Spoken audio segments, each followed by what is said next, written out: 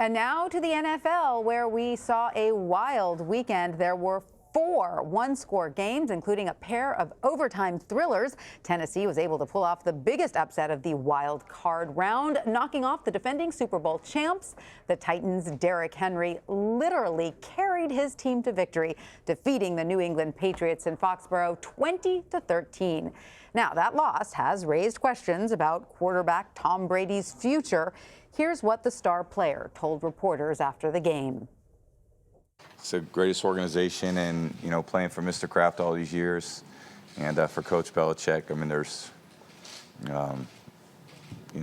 nobody who's had a better career, I would say, than me. Just being with them. So I'm very blessed, and I don't know what the future looks like. So, and I'm not going to predict it. So, is there any possibility that you would retire after this last season? I would say it's pretty unlikely, but. CBS Sports senior NFL writer Will Brinson joins me from Raleigh, North Carolina. Will, thank you so much for being with us. So, where do you expect to see Tom Brady next season? A lot of people want to know.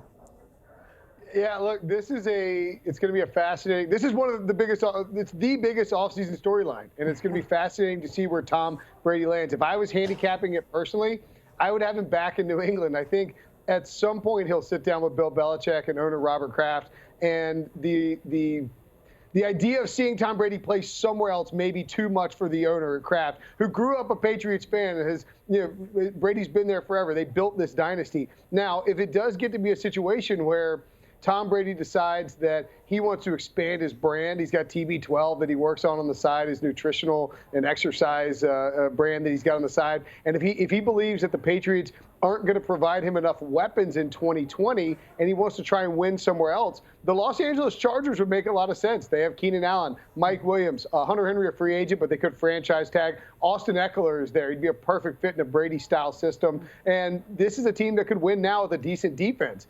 I wouldn't rule out the Las Vegas Raiders. You could kind of picture Brady in the silver and black playing for John Gruden. It's not that far-fetched an idea. And then maybe the Colts or even the Carolina Panthers if Carolina or someone were to hire Josh McDaniels, Brady's current offensive coordinator. I don't know. It's hard to imagine him wearing anything but that Patriots helmet. But, you make a compelling case. It will be interesting to see. Like you said, everyone's going to be talking about it.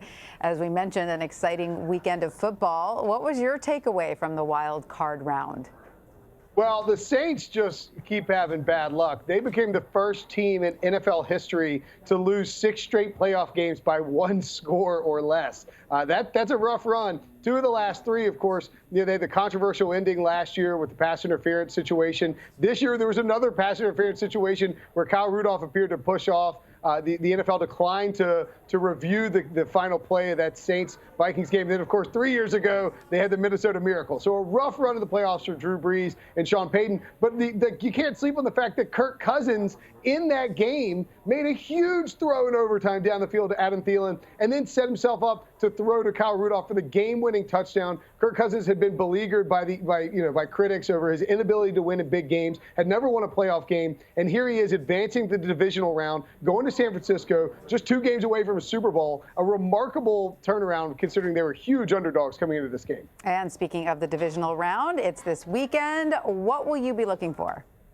Well, I think on the AFC side of things, and this is not a bias towards CBS or anything, but you look at these matchups in the AFC, and there's a real chance where we could get a Lamar Jackson, Patrick Mahomes matchup in the AFC Championship. If you want to talk about the future of football and you want to talk about just ratings bonanza and an awesome football game, Patrick Mahomes and Lamar Jackson is ideal. The problem, standing in the way, we have Ryan Tannehill and Derrick Henry and the Tennessee Titans, who showed that if they get up on you and they can run downhill with Derrick Henry, they can beat you. And then on the other side, when you talk about going against Mahomes, do not count out Deshaun Watson out of anything. Never. He's the only player in history of football to orchestrate, I believe it's 15 points or more comeback as a college player and a pro player in a playoff game. So this is a guy with a lot of clutch in his genes. All right, Will Brinson, you've set us up for an exciting weekend of football watching. Thank you so much.